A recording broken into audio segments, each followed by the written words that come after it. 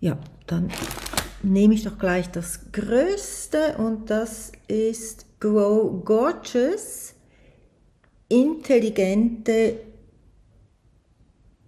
Haircare.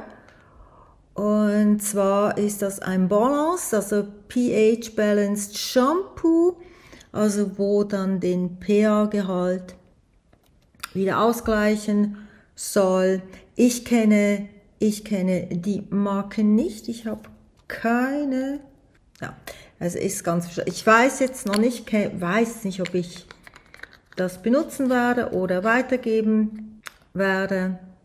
Also Grow and Gorgeous kann man auch bei Douglas kaufen, das ist bei denen drin und sonst online findet man die. Es ist je nachdem ungefähr um 18 Schweizer Franken oder Euro, also je nachdem, wo man es halt dann findet.